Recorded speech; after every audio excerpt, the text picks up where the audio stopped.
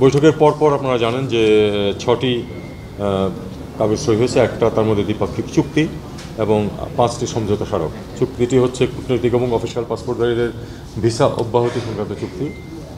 এটা আপনারা জানেন যে অনেক দেশের সাথে আমাদের আছে, পাকিস্তানের সাথে হলো যে কূটনৈতিক এবং অফিসিয়াল পাসপোর্টধারীরা বিনা ভিসায় পাকিস্তানে যেতে পারবেন।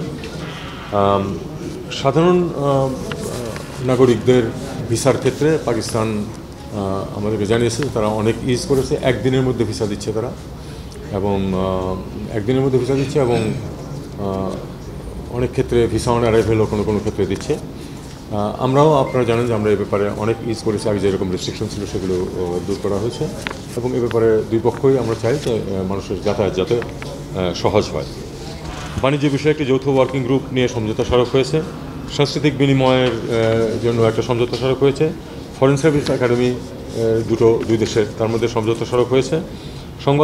বাংলাদেশ সংবাদ সংস্থা এবং অ্যাসোসিয়েট প্রেস পাকিস্তানের মধ্যে একটা সমঝোতা স্মারক হয়েছে এবং বিআইএসএস এবং আইএসএসআই এর মধ্যে পাকিস্তানের আমাদের বিআইএসএস এর মধ্যে একটা সমঝোতা স্মারক হয়েছে পারস্পরিক সহযোগিতার জন্য।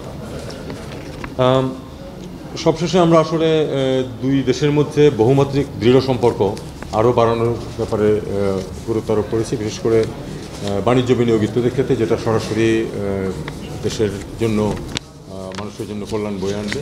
চিটাগং এবং করাচি বন্দরের মধ্যে জাহাজ চলাচল শুরু করেছে, যদিও নিয়মিত না।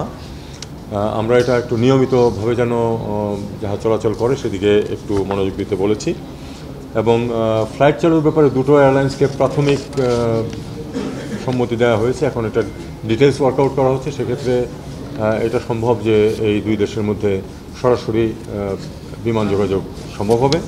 সেক্ষেত্রে ব্যবসা বাণিজ্যে যেমন সুবিধা হবে, তেমনি ট্যুরিজম এবং অন্যান্য ক্ষেত্রেও অনেকটা সহজ হয়ে আসবে। স্বাস্থ্যগত সহযোগিতা, সে ডাক্তারি পড়াশোনা থেকে শুরু করে ওষুধপত্র, ফার্মাসিউটিক্যালস ইত্যাদি নিয়ে কোঅপারেশন দুই পক্ষ আমরা একমত হয়েছি।